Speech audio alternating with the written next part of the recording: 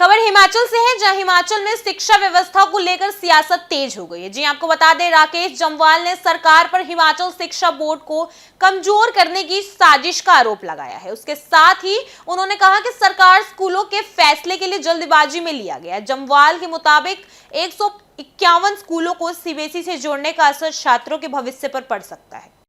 आज मेरा प्रश्न इस बड़े महत्वपूर्ण विषय को लेकर, सरकार ने लगभग हिमाचल प्रदेश के 151 स्कूल जो हिमाचल प्रदेश शिक्षा बोर्ड से संबंधित थे, एफिलेटेड थे, उनको सीबीएसई से एफिलेटेड करने का निर्णय लिया है। मैं सरकार से यही पूछना चाहता हूं कि आपने ये निर्णय लिया कि आपने इसमें कोई अध्ययन किया कि क्या हिमाचल प्रदेश शिक्षा बोर्ड से पढ़ा हुआ विद्यार्थी सीबीएसई बोर्ड से पढ़े हुए विद्यार्थी से कहीं बहुत पीछे है? क्या हिमाचल प्रदेश बोर्ड से पढ़ा हुआ विद्यार्थी जेईई मेन में, नीट में, एडमिनिस्ट्रेटिव सर्विसेज में कहीं आगे नहीं आ रहा है? क्या इस प्रकार का अध्ययन करने के पश्चात आपने ये निर्णय लिया?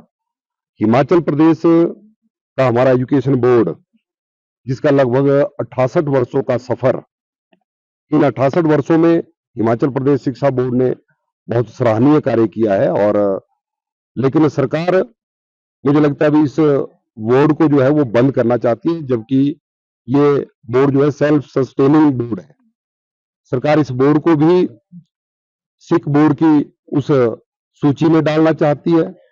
और दूसरा, क्या सरकार ने ये भी आकलन किया कि इसके अंतर्गत लगभग 450 पेंशनर जो शिक्षा बोर्ड धर्मशाला के एम्प्लॉय रहे हैं, उनके बारे में कोई चिंतन किया? या वर्तमान में लगभग 350 के करीब कर्मचारी शिक्षा बोर्ड के हैं।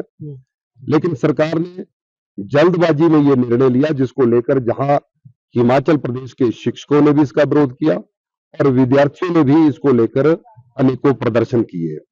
लेकिन सरकार आमदा है कि इस शिक्षा बोर्ड को बंद किया जाए और उसके साथ हिमाचल प्रदेश के अच्छा इंफ्रास्ट्रक्चर जिन स्कूलों में था, ऐसे लगभग 151 स्कूलों को सीबीएसई के साथ एफिलेटेड किया जा रहा है। तो निश्चित तौर पर हिमाचल प्रदेश शिक्षा बोर्ड धर्मशाला जो अच्छा काम कर रहा था, वो शिक्षा बोर्ड लगभग अब आने वाले समय में बंद होने के कगार पर है।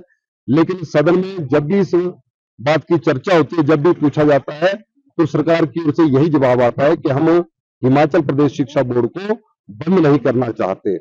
जब आप 151 अच्छे स्कूल जिनमें अच्छे भवन है, अच्छा इंफ्रास्ट्रक्चर है, जहां पर विद्यार्थियों की संख्या अच्छी है, उन स्कूलों को आपने हिमाचल प्रदेश शिक्षा बोर्ड से निकालकर सीबीएसई के साथ एफिलेटेड कर दिया।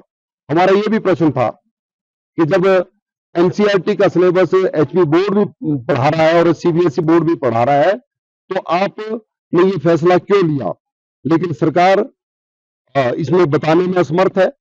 और उसके साथ हिमाचल प्रदेश बोर्ड जो है वो स्कूल से कोई एफिलिएशन की फीस नहीं लेता, जबकि सीबीएसई जो है एक स्कूल से 45,000 रुपया फीस एफिलिएशन की ले रहा है।